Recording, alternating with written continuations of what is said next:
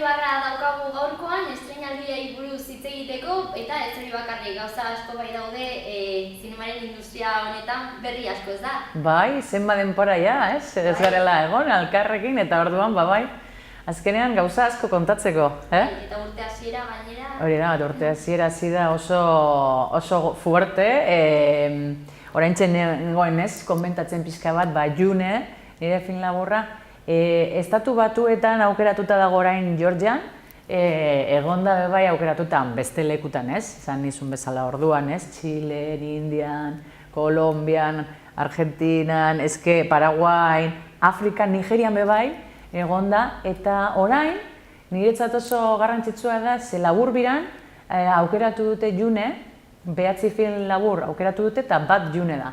Orduan egongo gara, hanbeste lekutan, Euskal Herriko hanbeste herritan, eta oraindik ez digute esan ze herri izango diren, baina hanbeste herri edukiko dute aukera June ikusteko eta beste 8 film labur euskeraz ikusteko, eta bai egongo da bai Katalunian eta bai kanpoan ere bai Londresen, oraindik ez dakigu egia esan non, baina laster martxoaren 18tik apirilaren 17ra edo gutxi gora bera izango da, labur bira. Pozik egongo zara? Bai, ze egia esan, jende askorik esaten di, non aukiko dut aukera ikusteko June, ez gainera jendeak nahi du ikusi pixka bat, ez, pantai handian, eta oraindik ez dakit, baina espero dut, laster, eta azkenean horrela aukiko dute aukera, bentsat, jende askorik esaten dut, etorriko da, ez dakit zerrira, erotoriko da, hori ez dakit, baina gertuan bentsat ebiliko da. Eta zure lanaren errekonozimendu bat dela, azkenean hori erantzun positiboa izaten ari duela.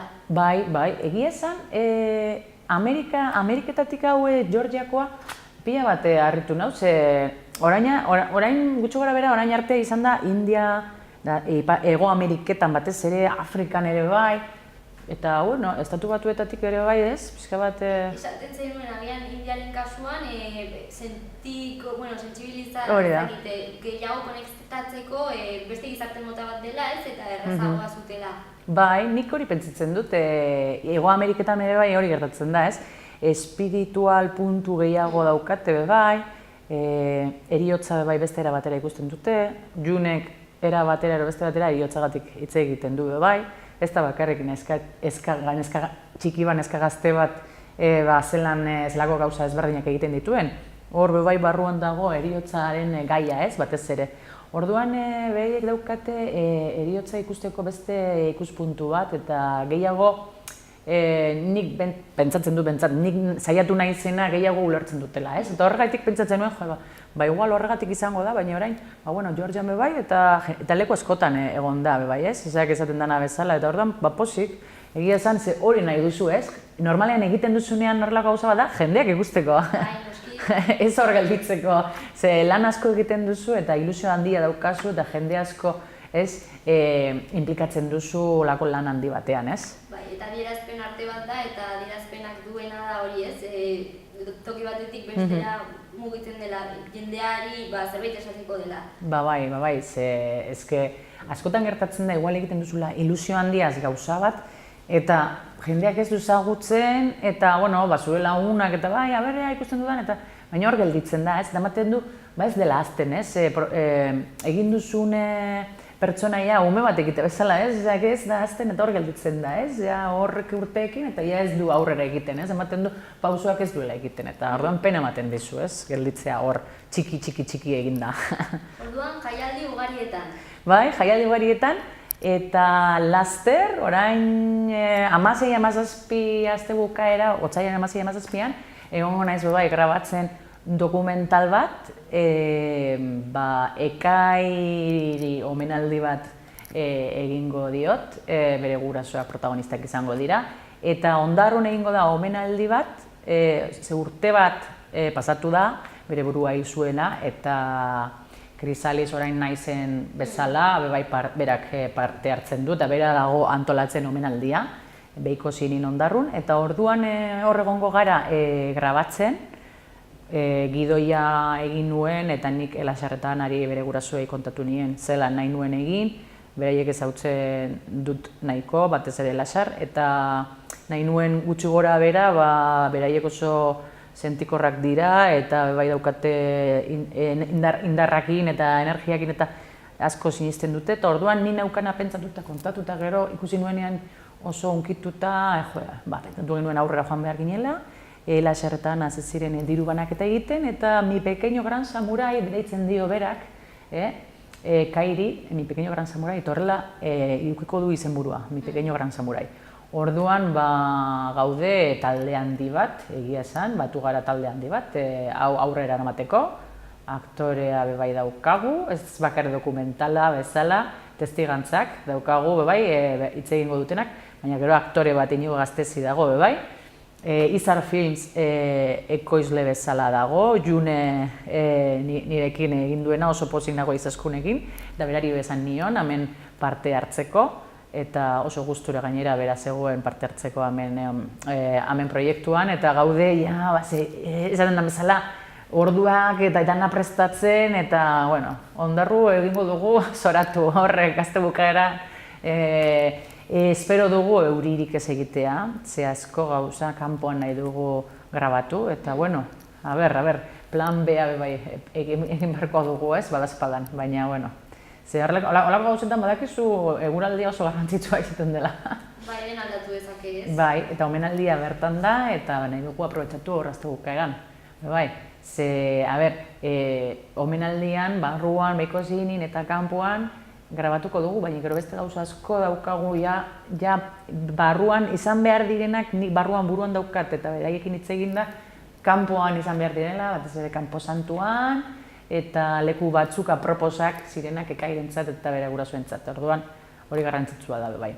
Ekitaldiarekin batera omenaldi bat izango da pelikula. Bai, omenaldia izango da abia puntu bat, berez, aldarrikatzeko, transexualitatea, transgeneroaren, da beraiek pasatzen duten gauza, aldarrikatzeko eta batez ere omenaldia egiteko ekairi. Orduan, espero dugu dana ondo ateratzea eta ea zelan jaten den. Kontatuko dizut. Eintzat dena prest, zuzenean errodajearekin jartzeko. Hori da. Eta hau ia pixka bat alde batera utzita, beste gauza daukagu komentatzeko. Esan dugu, bai. Ze Goya pasatu dira, 33 urte, Goya pasatu dira, eta izan ziren larun batean.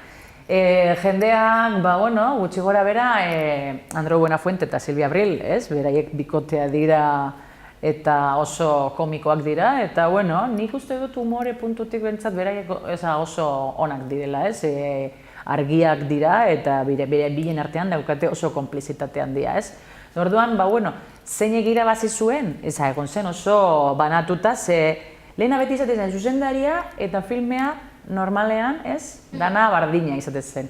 Baina aspaldian hasi dira zuzendaria bat eta filmea beste bat irabazten. Eta nik hori normala ikusten dut, ez dauka zer ikusirik igual zuzendaria izan alda hori lana oso ondo egin duena, baina pelikula igual gehiago gustatzea beste bat, Bai. Eta hemen kasuan adibidez Campeones izan da pelikula bezala irabazi duena, pelikula. Eta El Reino adibidez eraman duan beste sari, Antonio de la Torre, zuzendaria Sorogoyen, gidoia bebai, montaketa, sari potenteak El Reinok egia esan irabazi duan beste, Luis Tahara bigarren aktorea bezala. Campeonesen kasuan pelikula irabazi du, gero musika Koke Maiak egin duena, berak irabazi du, eta gero bebai Jesus Vidal aktore berria bezala, berak solta zuen espitxa esan zuena, supervirala egin da, egia esan zuen gauzak eta batez beha maieran iritsi zitzaidan, unkigarria, ezta? Bai, oso polita. Eta horre gauzak ematen dute pixka bat bizitza, erlako jaialdi Sevillan egin zen, Sevillan. Lekuz aldatu da, normalean beti Madrilen, Bartzelonan ere egin zuten baten ez daki, baina beti normalean Madrilen izaten da. Da, pixka bat emoten dio, pixka bat punto ezberdina, eta ia etortzen diren hona ere, Auskalo, inoizak jakiten. Bilbora MTV joan zen, orduan inoizak jakiten, Igual? Nafarroan zinema gero eta... Hori da, zinema gero eta... Daukagu estreinaldi bat, zuzendari... Goietan, Nafarro aldetik zuzendari batek saria eraman zuen, dakiguna bezala sari asko dago eramaten Raúl de la Fuente, ez? Animozioko Un día más con vidarekin, Orduan ni pentsatzen dut naparrak gero eta, euskalduna naparrak eta, Euskal Herri guztia dagoela hor pixka bat, Pasaden urtean ere handia izan zen, kalidadea dago. Bai, ezta? Bueno, niri hori posten nago, eta gero eta gehiago egon behar da, ezta? Errementari ere egon zen. Bai, errementari bai egon zen hori da, bai. Gauza asko daude eta apurka espero dugu gero eta gehiago egotea, ez?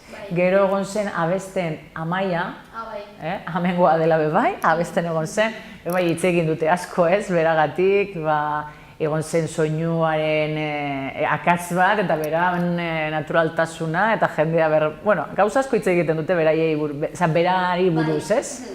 Baina, han egon zen bera, hala ero nola baina handabil, ez? Zaldan bezala. Eta gero Rosalia bebai atera zen, abesten, oso ezberdin, me quedo contigo txungitu zen abesti bat, jende hoitzuta dago beti beste rollo batean abesten bera, ez? Eta hor, demostratu zuen gauza asko egin alduela, ez? Bai, ezta? Bai, nahizko... Leku, orain dela gutxi Txinan egon naiz, eta Txinan Rosalia entzuten da bebai. Behitu?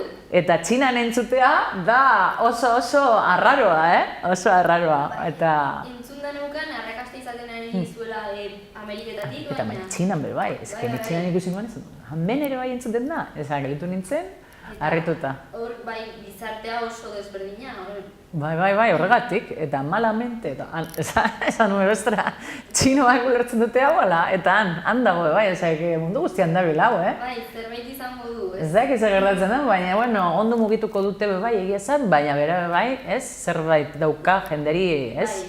Gustatu zaiona, ero txoka, ero horik ezak zer dan, baina bentsat hor dabil.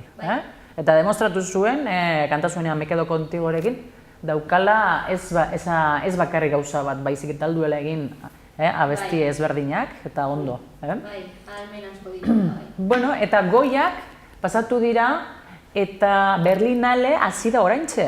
79. urtea Berlinale, eta hor, sail ofizialean Isabel Coixet egongo da, sail ofizialean egotea Berlinalean, oso ona da, Eliza eta Marcelarekin, lehenengoko ezkontza ofiziala homosexuala izan zen Eliza eta Marcelana, eta hori eramaten du filma, eta orduan bera egongo da hor, sail ofizialean. Gero lehendakari bezala dago Juliette Binoche, eta esaten dute sail ofizialean 150 zuzendariak neskak direla. 150, Berlinale hasi da bizka bat txipa aldatzen, beste danak aldatzen azten diren bebai, eta hori oso ondo iristen zait. Eta gero, sail ofizialean daude betiko asko bebai, da François oso bebai dago, Sidney Pollacken Aretha Franklina egin zuten dokumentala berriztu dute eta bebai aterako dute hor. Eta, Netflix, Isabel Coixeten pelikula, Netflixek ekoizpena egin du, eta orduan Berlinalek, badakizu Cannes eta egon zena Kreston naztea Netflixekin, Berlinale egin du pixka bat puntu erdian gelditu da, esan dio, egongo zara sail ofizialean, baina pantailan ditan ezainatu behar duzu lehen. Eta hori da, erdian gelditzea ondo izten zait, ez? Plataforma, streamingeko plataforma gaur egun dira... Errealidadearen parte garrantzitsu bat, bai. Eta Berlinalek esan dio, zu egongo zara hemen, baina pantaila handian ezainatu behar duzu, niri ondo izten zait. Hori da gauza bat, bentsat, erdian gelditzea. Ez zuretzat, ez bestentzat, Cannesek adibidez esan zuen, Netflix fuera. Hemen ez da sartzen. Orduan, klaro, ez? Bai, hor aukera eman dute behintzat, ez? Hori esaten gozela, ikusten dugu, gero eta gehiago dela jende guztia dabil. Plataforma, streamingeko plataforma guztiekin, han beste daude, ez bakarrik Netflix, HBO, pila bat daude, eta Netflix badakigu indar handia daukala. Eta hori ondo iristen zait, pantai handiak ez dira desagertu behar, telebista eta zinea biak aldabatera bizi dira, bizi izan dira orain arte, eta aldatzen duaz gauzak, eta joan behar gara, ez? Hori da, eta bestelaz, lehen soinurik gabeko pelikulak egiten ziren, azkenean hori denbora aldatzen doa, ez? Eta egokitu beharra da. Bai, hori da, egokitu egin behar da, eta nik uste dut Berlinale hor egondala oso, ez da jendeak zepentsako duen, baina nik uste dut hor bentsat harrapatu dutela puntu bat, bien artean, egin aldutena zerbait.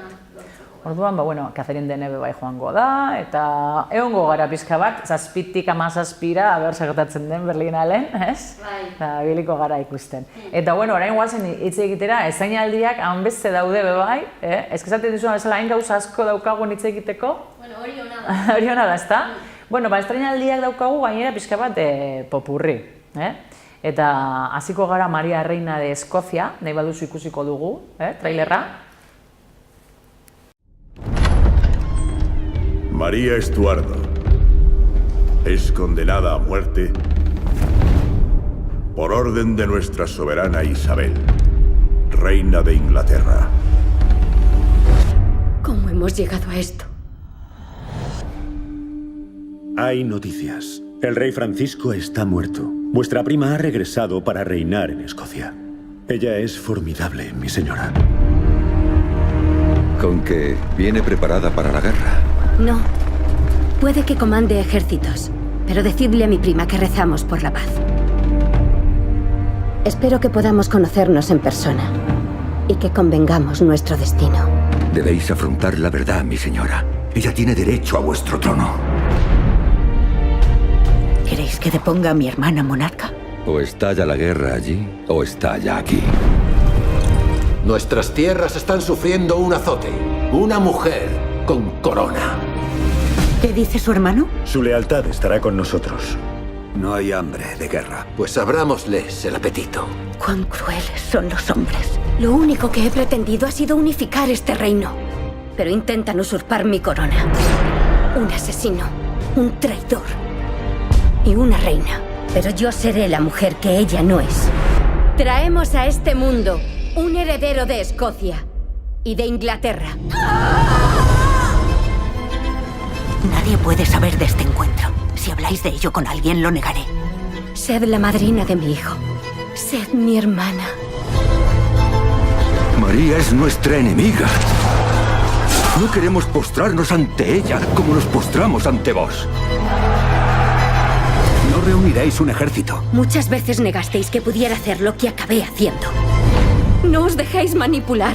Vuestro corazón es más grande que el de los hombres que os aconsejan. Cuidaos de vuestras palabras. No acepto reprimendas de mis inferiores. Vuestro inferior. Si me matáis, matáis a vuestra hermana. Matáis a vuestra reina. ¿Cómo hemos llegado a esto?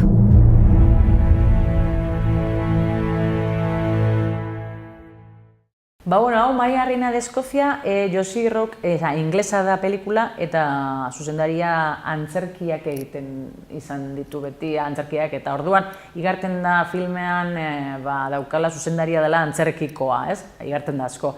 Daude aktore oso potente bi. Saoirse Ronan, leku guztietan agertzen da orain, egin duena Lady Bird, eta Margot Robbie, agertzen da oso makillauta, ez duena ematen, bera da oso polita, ez? Kriston guapa da, eta hor agertzen da Isabel erreginana egiten, eta ez du ematen bera ere, ez da, basari. Da orduan, Saoirse Ronak egiten du Maria Estuardona, beretan pasatakoa da, eta biak lehengusinak, Isabel eta Maria, beraien etzaiak bezala, baina lehengusinak ondo eramaten dira, admirazioa beraien artean, baina bata besteari kendu nahi, ez? Tronoa, Eskozia, inglesa, ez? Biak nahi erreginak izan bertan, eta hor ikusten dira, politika, gerrak, eta beraien arteko, ez? Borrokak. Eta, dakigun bezala, Maria Estuardo hil egin zuten, eta bera lehengusina izan zen, esan zuena hiltzeko, orduan... Spoilerrak, baina historia da. Historia da, ez? Dakigun bezala, ez jendea joan behar da, historia ikustera, pelikula hau ikustera, baina badaki ez dela izango amaiera polita daukana, ez? Orduan, Maria Estuardon eta Reina Isabel, erregina Isabelan, beraien arteko harremana, eta, jendeak, batzuk ez dute jakingo egia esan, ez? Zuk esan duzun bezala, spoilerra, segun zelan eramanda dagoen pelikulan, ez dakigu ikusiko baden, edo espaden ikusiko, baina dakiguna da, Isabel izan zela, ez, agindu zuena bere lehengusina hiltzeko, ez? Eta dekapitatzen, orduan 1500 pikuko urtean, buruak entzen zioten segituan, hor, ez dakit, bai, biopik bat da, 16. mendekoa, eta ez dute pini horrelako ondo filma hau, esaten dute pixka bat muntaketa daukala, muntaketa oso txarra daukala esaten dute, beraiek daudela honen, beraiek aktoreak, eta baina esaten dute dalago pixka bat gehiago eskatzen zuten, solako historio, filme bat, eta neskak protagonistak eta oso indarrazko, baina neskak protagonistak eta indarrazkokoak, baina mutilez, josita eta igarten da horre garaian mutilak, zelako indarra eta dana beraiek manejatzen zuten, naiz eta beraiek egon horrez, erregina bezala. Hori ikusten dela edo hori kritikatu egin dela? Hori ikusten da, naiz eta esan protagonistak neskak beraiek eta indarra, eta batez ere Maria Estuardo hau bera da protagonista, ezagu dute, berarekin fijatzen gara, beraien artean, ez dakit daukaten estena bat bakarrik bien artean, eta ikusten dena asko da hor gertatzen zena, mutiak zelan, ez dut esaten hori kritikatzen dutena, baizik eta hor garaian hori pasatzen zela, mutien artean, mutiak agintzen zutenela eta beraiek marioneta bezala, zelan erabiltzen zuten bebai, naiz eta erreginak eta naiz eta saiatu beraiek epintzen, zelako indarra ukin zuten, eta hori dana hori ikusten da bebai. Ze hori kontatu digute, sasoian horrela zela, neskak eta horregunean, gaur badaukagu zaila, imagina hor, ez? Umea ez baduzu ukitzen, hor bakarrik erreginak eta behar zuten handrak, umea, heredero bat ukitzeko, esaten zan bezala, ez? Eta bestelan ez dute baliozetako. Eta gainera, Reina Isabel deitzen zuten, la reina virgen, horrela, deitzen zioten. Zelako eskondu inoiz bez, eta orduan hori bai kritikatu egiten zuten. Hau dana ikusten da pelikulan, baina esaten dute montaketarekin ez dutela, martxa ez daukala ondo, galdu egiten duela pixka bat, ez? Orduan, ikusi marko da, jakiteko, egia bada, ero ez, baina hori zaten dute, beraiek ondo daude, historioa gehiago merezi zuela, ze montaketan igual pixka bat galdu egiten dela, galdu egiten dela. Baina, hor dago aukera, Maria Estuardo ezagutzeko, pelikula asko daude egia esan haue biei buruz, batez ere la reina Elizabeth, reina Isabel, eta los Tudor, eta mila gauza daude, hauei buruz, baina honek aktore biak, biak batera egia esan bastante potenteak, Eta, aldatzeko pixka bat estiloa, joango gara The Prodigyra, estatu batuetan, eta hemen da ume bat indar maltzurra daukana ematen duena barruan, ama dago, ezin duela, ez dakiz zer egin, ze, klaro, bere umea da, eta bere umea azten da pentsaten zerbait barruan daukala, eta poseiuta eta bezala dagoela, eta orduan beldurrezkoa hori The Prodigy nahi baduzu ikusiko dugu, trailerra.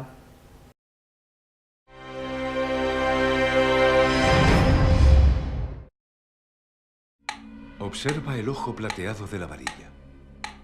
Cada vez que oscila, imaginaremos que desenredamos un trozo de cuerda, poco a poco. Y ahora imaginemos que esa cuerda es el tiempo, desenredándose minuto a minuto, segundo a segundo, corriendo hacia atrás. El tiempo se desvanece. Volvemos atrás en tu vida. Volvemos al día en que naciste. Vuelve a la época anterior a este cuerpo.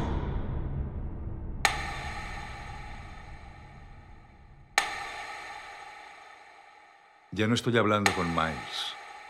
Estoy hablando con la persona que se ha instalado dentro de su cuerpo. Dime si puedes oír mi voz. ¿Qué quieres?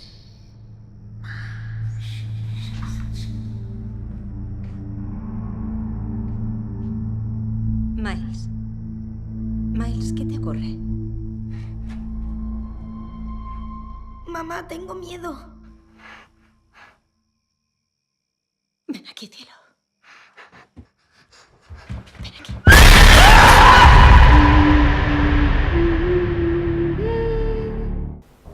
Beldurra ematen du, ezta? Bai. Beldurra ematen du, ezke honek... Gainera, normalean nazaten duzunean ume bat, eta honek poseiduta eta gauza arraroak egiten, eta ez? Bai, azkenean umeak direla hori ez, aulak ez baina inozentzia... Claro, esaten duzu, ostra, honek zer egin aldu, ez? Ama da Orange, hau ez telesaia egin duena Orange is the New Black, horko Taylor Swift horren berak egiten du amana, ez? Eta orduan umea ama sartu beharko da hor zer dagoen hor barruan, pixka bat atzera, pasaura atzera joan beharko dira ezautzeko hori ez nondi datorren eta beldurrezkoa eta bueno, oso zaila amarentzat. Ze bere umea da, ez? Berez, naiz eta hor barruan behar bada zerbait maltzurra uki, eta zer egiten duzu, ez?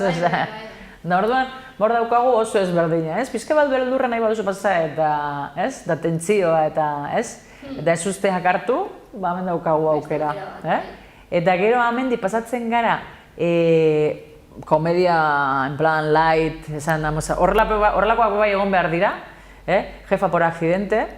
Hemen J-Lo, Jennifer Lopez dago, aktorea bezala, eta nik uste du dagoela, ez aktorea bezala baizik, eta produkzioan, eta dirua pintzen, bai, hemen dago. Bera, protagonista, esaten den bezala, dago.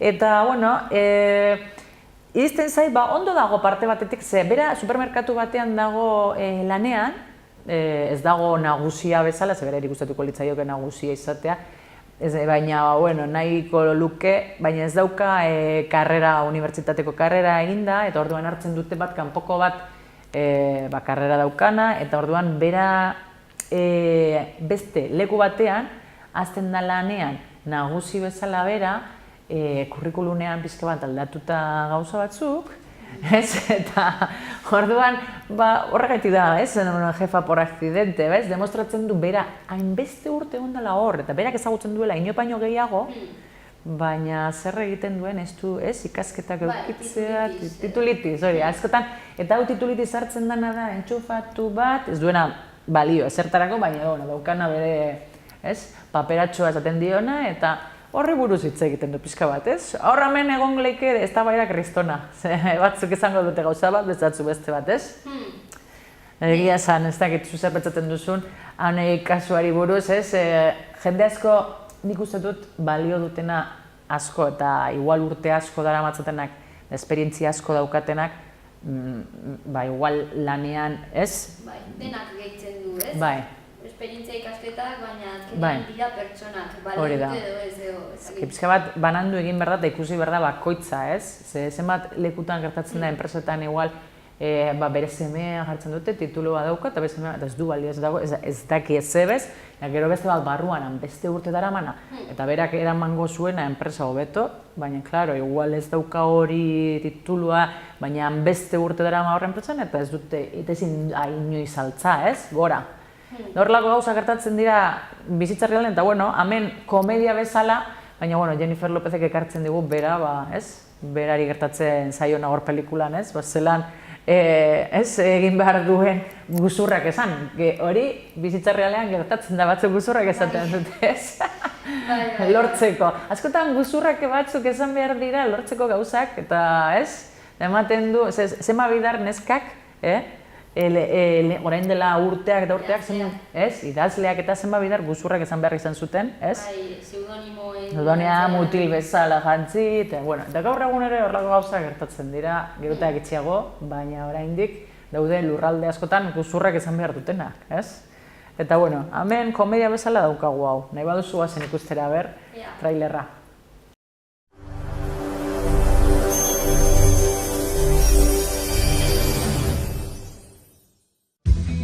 Todos los directivos tienen titulación universitaria. Lo único que te detiene eres tú.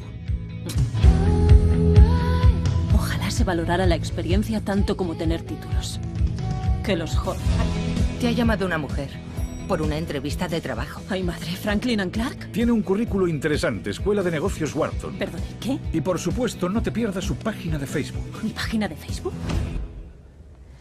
¿Obama? Te he dado una nueva identidad. Querías impresionar y te he inflado el currículo un huevo. La mentira te ha abierto las puertas, pero tú has conseguido el trabajo, cariño. ¿Quién es la mejor? Va. ¿Quién es la mejor? ¿Soy la mejor? Lo eres la mejor. ¡Espabila, vamos! ¿No es fácil conseguir trabajo a tu edad? Mírame.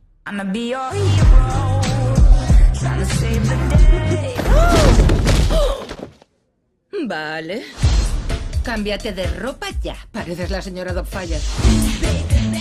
¡Hala! ¿Este es mi despacho?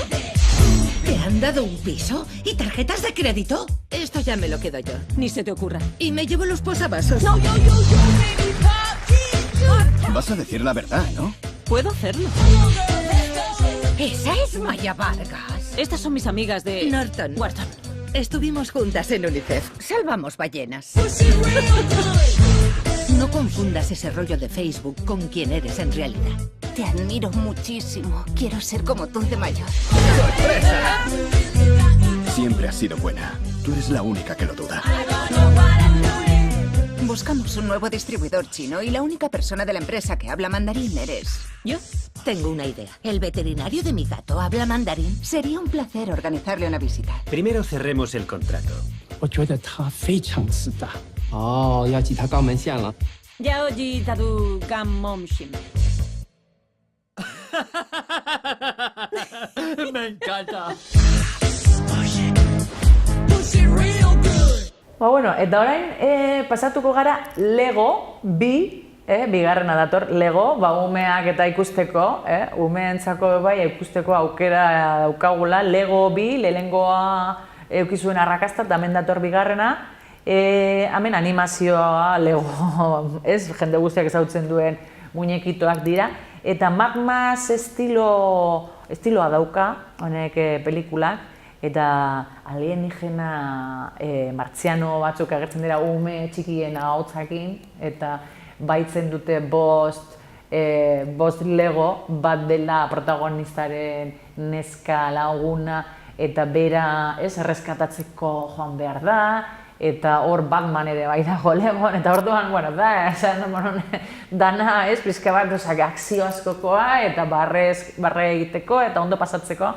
Eta, bera protagonista da oso alaia, esaten duena, dana zoragarria da, eta beti bere iristen zaio dana oso zoragarria dela, nahiz eta horreka martzianoak etorri dana apurtzera eta honek baitzera, eta daukagu aukera ondo pasatzeko, hau da ondo pasatzeko, eta Lego muñekitoarekin, animazioa ikusteko, guazen ikustera nahi baduzu. Hace un siglo de los terribles acontecimientos del Taco Martes. Nuestras vidas se sumieron en el caos. Esta nueva vida nos ha curtido y endurecido a todos. 2 cafés, por favor. Uno solo y el otro con un pelín de leche y 25 azucarillos. Bueno, nos ha curtido a casi todos. I wake up in the morning, wide awake. ¡Buenos días! For the day. ¡Hola, cyborgs! What a morning. ¡Buenos días, ratitas de alcantarilla! Emmet, tienes que dejar de fingir que todo es fabuloso. No lo es. Vale, ok. Y por eso he cultivado un lado súper duro que impone muchísimo. ¡Mira, mira! ¡Una estrella fugaz! ¡Pide un deseo! Oh, no. ¿Y ahora qué? ¿De qué va esto? No lo sé, pero ese beat es muy cool. Oh. ¡Oli! ¡Corre!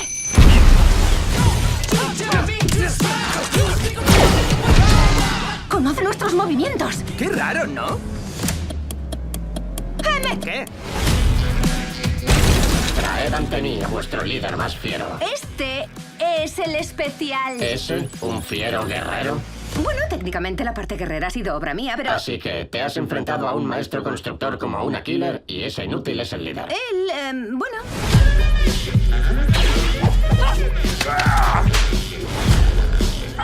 ¡Lucy! ¡Emmet! Agárrate a tu tiesto, Planty. ¡Vamos! a salvar a Lucy. Y a todos los demás que han sido capturados.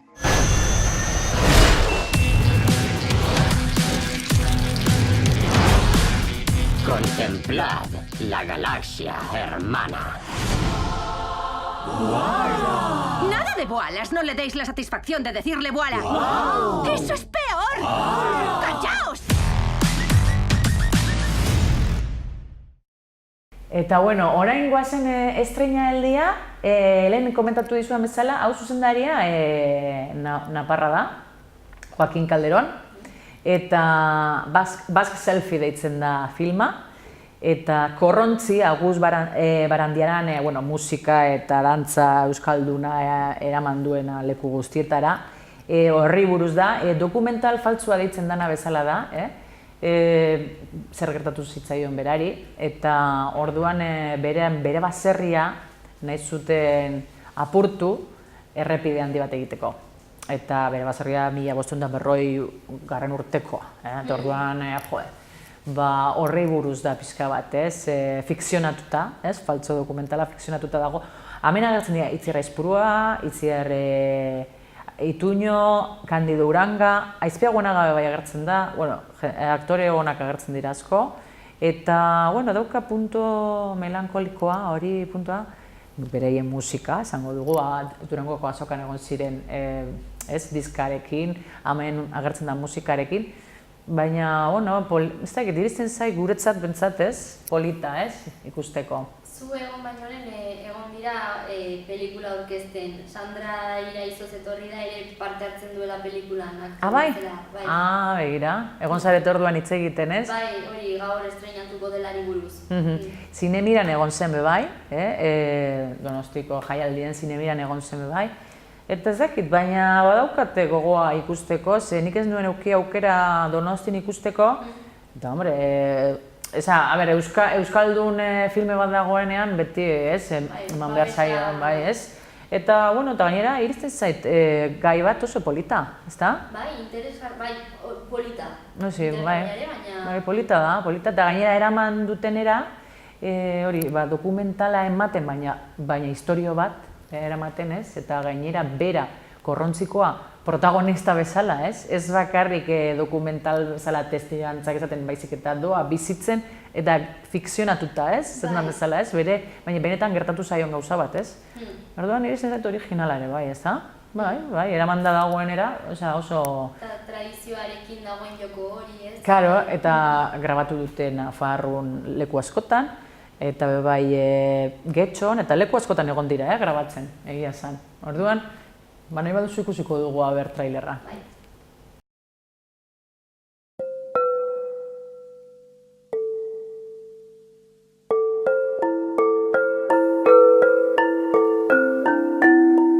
Kriston gatazka igual. Antza, errepidia badao, bai zabaldu nahi dabe. Yo conozco al dueño de este caserío, Agus Barandiaran, el de Korrontzi, ¿te suena? ¿El mismo? El músico, sí. ¿Tú crees que podemos tener esperanza después de todo lo que ha pasado, de todo lo que han sufrido mis padres y todavía el caserío, que si la amenaza, que lo van a tirar, cuánto tiempo está pasando y estamos igual que antes?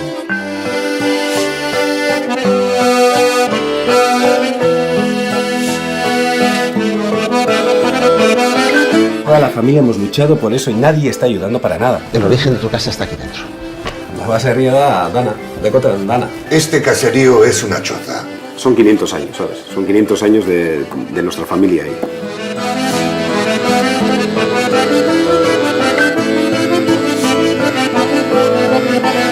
¿Hay posibilidades de que no tiren el caserío? Hay que acelerar el asunto del caserío, para empezar a demoler cuanto antes. Es que yo soy músico. Soy músico, toco el acordeón, toco la triquitilla. En este momento no te puedo decir que sí.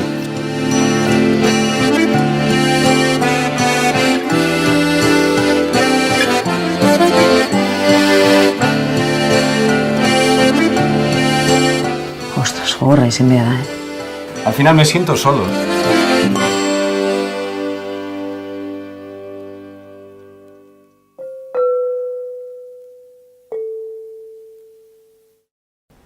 Polita ematen duzta? Bai.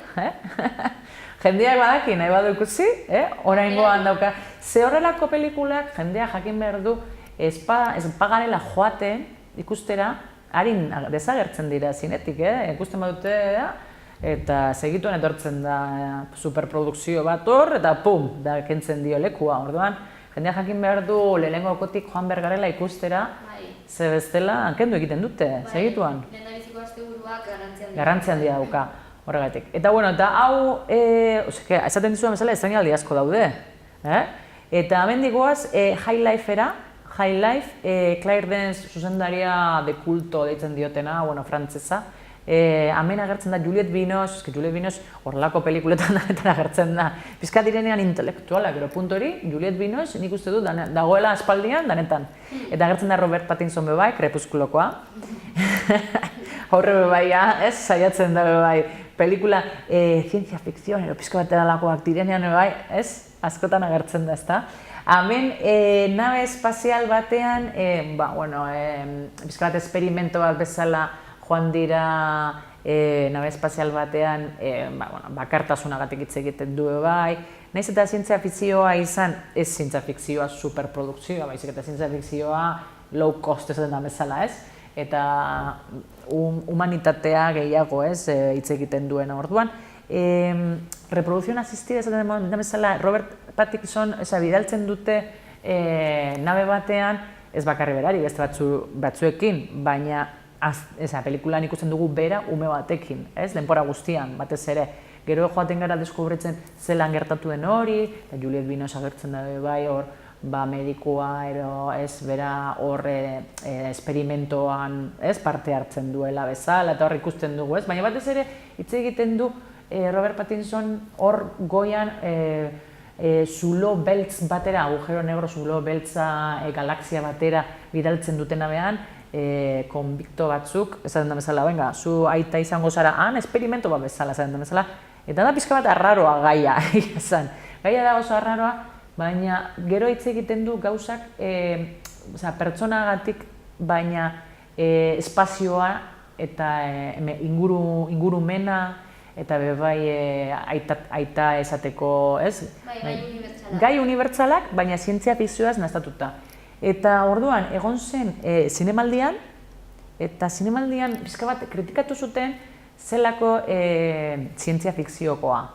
Orduan, klaro, zitxe zen bai egon zen. Da jendea badakizu, esaten zu, ezke horrelako gaia bada ez da egon behar hemen, egon behar da bere beste jaialdi batzutan. Eta hor egon zen pizka bat kritikak eta gauzazko egon ziren ze jendeak esaten du ez, fantastikoak eta horrek badaude jaialdiak, ez? Orduan hor egon behar dira eta zinemaldian, egia esan, beti gertatuko dira horrelako eztabaidak ze lekua zaude kentzen beste bateri eta orduan, ez? Baina, ez nekien zinemaldia zegoela zentratuta gai... Zinemaldia ez dauka gai bat, aldu epini nahi duena. Orduan, ez, nik hori uste dut, aldu epini nahi duena. Orduan, nik ulertzen du bai batzuk esatea, hau pintzen baduzu, honek badaukate aukera zitxez eta zine fantastikoko lekutan egoteko, ez? Baina, hor da, ez da bai da, beti sortuko da zerbaiten ez da bai da, solako gauzekin. Egia esan, ez dagoela zentratuta gai batean, ez da, izan behar da horrelakoa, LGTBI bada, LGTBI ez dakize bada, ez dakize bada. Osak ez, bila gauza sartu alditu, ez? Zinemaldiak, gai guztiak, nahi dituenak, egia esan. Anitzagoa, beratxagoa, ez? Bai, baina horre egon zen ez da bai da. Batez ere fantastikoa, zientzia fikzioa zelako, eta horrek zeukalako bere jaialdiak.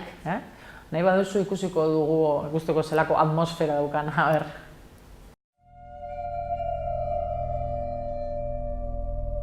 Desde que dejamos el sistema solar, no hemos recibido ninguna comunicación.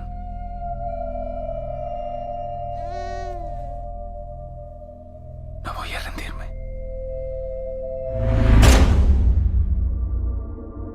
Casi todos seguíamos vivos. Éramos escoria, basura, desechos que no tenían sitio en el sistema, hasta que alguien tuvo la brillante idea de reciclarnos y servir a la ciencia. ¿Por qué sigue recogiendo su esperma? Nunca tendré hijos. Algún día. Sé que me veis como una bruja. Parece tu nueva religión. ¡A la mierda tu misión de engendrar niños! Empezamos con las maniobras de deceleración para que la nave se acercara a un agujero negro. Ese es el objetivo principal de nuestra misión. Comprobar si es posible extraer energía de un agujero negro en rotación. ¡Estás enfermo!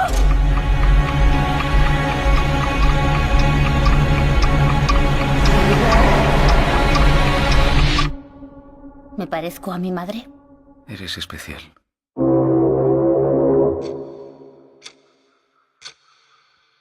Eta bueno, eta orain, joango gara berriro Frantzira, baina orain da La clase de piano. Nahi baduzu lehen ikusiko dugu trailerra, eta oraintxe komentatuko dugu, La clase de piano. Estas manos son lo más valioso que tienes. Ellas te permitirán crear aquello para lo que naciste. Música. Soy director del Conservatorio Nacional Superior de Música de París. Pocas veces he escuchado a alguien tocar como tú. ¿Qué quiere de mí? Ven a verme al conservatorio. Podremos hablar con calma. El concurso internacional de piano tendrá lugar en unos meses. Este año, dadas las circunstancias, la elección es clave. Ya hace 3 años que ningún alumno nuestro se lleva el premio. Mañana, en el gran auditorio a las 6 en punto. Siéntese. Asistirás a clases de la Condesa. La Condesa es lo mejor. Do, mi, sol, do, mi, sol, do, mi, sol. Es una gran oportunidad. ¿Ahora toques el piano, Matt? No participaré en el concurso, ¿vale?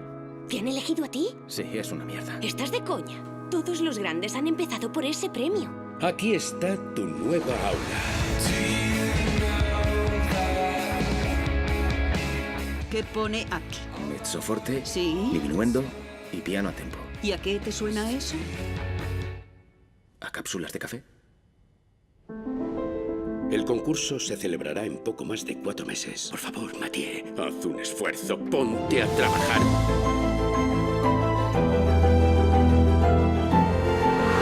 ¡Corre! ¡Corre, tíos! ¡Corre! La música es lo más preciado de su vida. Creo que eso es lo que nos une a todos. Tocas porque no puedes hacer otra cosa. Tocas porque es vital.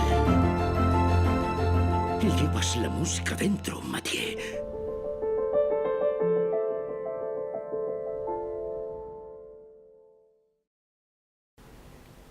Bueno, hau, frantzetik bebai dator, esan dugun bezala, hau mutil txiki bat pianoaz oso ona, ez? Kriston ikusi dugun bezala zelako ondo jotzen duen pianoa hori dana, eta lapurketa bategatik kartzelan sartzen dute, mutiltxoa, eta bat fijatzen oso ona dela pianoan, eta orduan esaten dio, bueno, libratzeko eta egin behar duzu kontserbatorioan egon, klaseak ematen, eta ezakiz eta hor azten da, pixka bat pianoa gero eta gehiago ikasten, eta gero dago Christine Thomas, la Condesa deitzen dana, hori berak irakutsi behar diola berari pianoa jotzen hobeto, eta da, betiko honek izaten diren pelikula bezala, zelan irakaslea da gogorrekia, eta bera gero eta hobeagoa, eta aurkeztu behar dela txapelketa batean, eta honek izaten direnak pixka bat bere burua ikusteko zelan hobetzen doan, eta ia lortzen duen bere ametsa, kriston piano jole handia izatea, eta baina hor ikusten da hor pelikula, niri gustatzen zait horrelako pelikulak, musikazko gustatzen zaidalako, eta gero bebai delako superazioa, gainditzeko, eta venga, aber lortzen duen, eta beti irakasle pixka bat gogorregi bat, ero batzutan gaiztoa, hemen kasuan pixka bat naztatzen da hori, eta horri buruz daukagu, gai bat askotan ikusten duguna, musikaldetik, bai abeslariak, ero bai dantzariak, eta hemen kasuan, pianista, la clase de piano. Eta amaitzeko, Estatu Batuetara joango gara, White Boy Rick ikustera, benetan gertatutakoa da, 80. hamarkadan, Detroit, eta hau benetan gertatu zen, eta oso gogorra da gaia, esan zeu. Hemen dago Matthew McConaughey, da berak egiten du aitarena, eta bere semea FBI-n informadorea zen, gazte, da gero sartu zen trafikatzen drogan, oso gazte, bera izan da, eta maitzen du kadena kartzelan, betirako sartzen dute kartzelan, eta benetan gertatutako historio bat, eta zelan bere gurasoak eta utzi zuten alde batera, semea. Orduan, da, gai oso gogorra ikusten da, kriston subidan dagoenean altzatutan, trafikatzen droga, dirua, bestia, baina ikusten dira alde guztiak hemen, ez? Da, 80. hamarkadako bizitza Ameriketan, Estatu Batuetan, Detroit, eta guazen ikustera nahi baduzu, trailerra.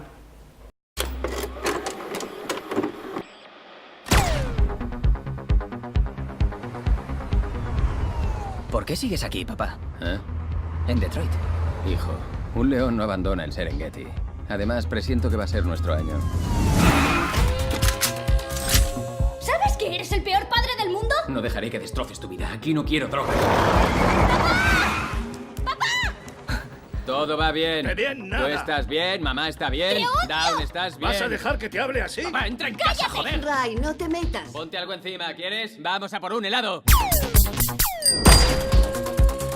Sabéis quién es mi padre, ¿no? Sabéis lo que vende. Sí, al pringao le conozco. ¿Cómo te llamas?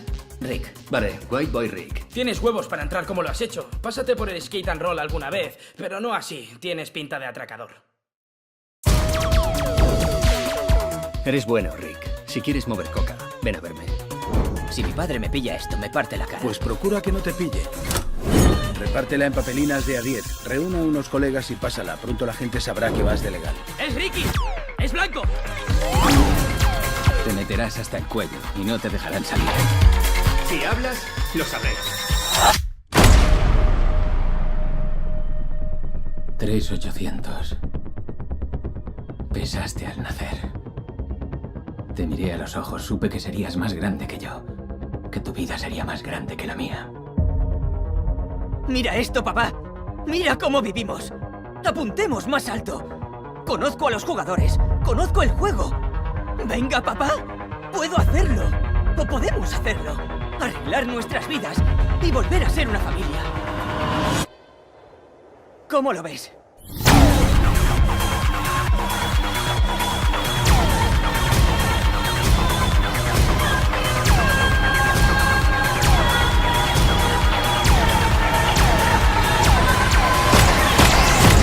Pregúntatelo. ¿Creerías que un crío de 15 años trabajó para el gobierno federal?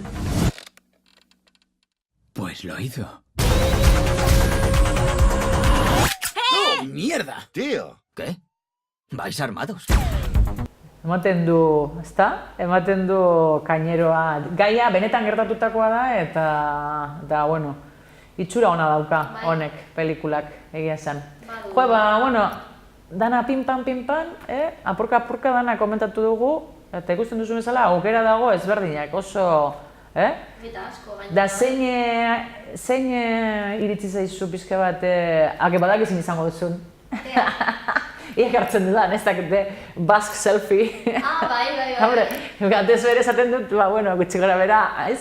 Zuzendaria amengoa delako. Baina asko daude, Bai? Bai, azkenengo hau Detroitena ere, eta bai, zure kasuan adibidez? Bueno, a ber, Basque selfie esan dugunagatik, ez, batez ere. Egia esan, hau azkena, 80. hamarkadako garaia gustatzen zait, eta pixka bat hori puntua asko gustatzen zait, egia esan, ez? Bueno, eta gero bai gustatzen zait ondo pasatzea eta komedia live honek en plan jefa por accidente eta alakoak eta bai gustatzen zait, eza ikustea pixka bat lasai gelditzeko eta ez emateko buruari huelta gehiago, ez? Gehiago. Bai, denek dute berea, ez? Danak dute berea, bai. Baina, bai, azkena eta pianokoa bai gustatzen zait, bai. Bai, esan duzu musika. Musika zalea naiz eta horregatik, bai. Eta gainditzeko. Gainditzeko, batez ere jendeak bere ametsak ez ditu utzi behar alboan eta saiatu behar dira, ez? Borrokan eta aurrera eta, bueno, Horrela lortzen dira gauza. Jende animatu behar da, bere ametsak jarraitzen, aldure, hori da. Bueno, zinema horretan datza, ez? Hori da, magia, artea eta egia esan, askotan zema bidar esaten zuen, zuk hori ez duzu egiten hori, eta botatzen dizute ez, zure amets guztiak, eta, bueno, ez zara horrelako, ez duzu egiten horrelako, zema bidar entzun behar dira, gauzak horrelakoak, eta jendeak ez du zapaldu behar zure ametsak, igual ez, baina zaitu egin behar da, eta inoz ez da, itxaropena galdu behar. Eta pelikula bera bat egiterakoan ere, beti arrisku asko dago ez, lortuko dut, irabaziko dut gastatzen inbertitzen dena, eta horrela ateratzen dira. Horrela ateratzen dira, ze bezelan, ez genuen eukiko aukerarik horrelako gauzak ikusteko, ez da? Jendeak, zer aukera bentsat badakar, eta umentzako, eta bai beldurrezkoak, eta bai abenturak, eta dramak, eta benetakoa, Osa, gaude egia esan, honek fetxak oso onak izaten dira zinemarentzat. Beste gerotak gehiago gukiko ditugu, eta, joango gara hitz egiten. Hori da. Eskerrik asko, Arantza. Zeuei. Hurrengora arte. Bai, agur.